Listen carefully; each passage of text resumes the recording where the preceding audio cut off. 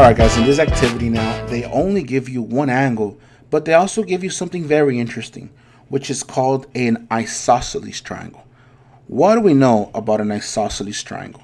Isosceles triangle, guys, means that the top two lines are equal to each other. This is called, hopefully I remember how to spell this, isosceles triangle. That's a vocabulary word, guys. And it basically says when the top two lines are equal, that means that the bottom angles are also going to be equal to each other. And that's important for this to solve this lesson today. So in this activity, they tell us that this is 118, correct? This is 118. Well, let's use that information because look, we have two sides that are equal. If we're looking at this triangle right now, we're looking at an isosceles triangle still. So a triangle consists of 180 degrees. Don't forget that. So if I were to look at these two angles then, well, if it's supposed to be 180 and I'm already using 118, well, what would that be? Grab your calculators if you don't want to do it by hand. That's okay. Use your tool strategically. 180 minus 118. That gives us a total of 62 degrees left.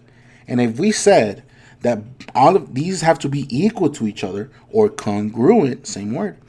Well, what's 62 divided by 2? That's 31. Divided by 2, that's 31.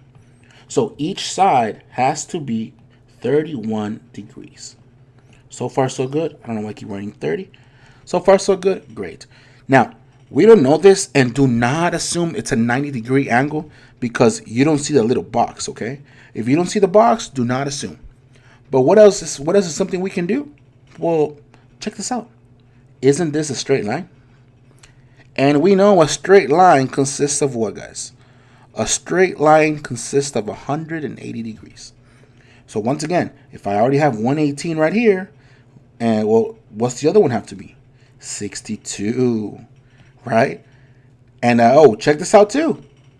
I don't know if you see this triangle here. That's another triangle we got ourselves. And doesn't this one also have two sides that are equal? We got ourselves another isosceles triangle. Now, because these two angles are equal, look, they're equal. The bottom angles are equal. So not this one, but the bottom angles. We're looking at it back opposite or upside down. So if this is 62, this has to be 62. And finally, because a triangle consists of 180 degrees, well, what's 180 minus 62 and then minus 62? And we're going to find our third angle. Let's go ahead and grab a calculator. 180 minus 62. That's 118 minus another 62.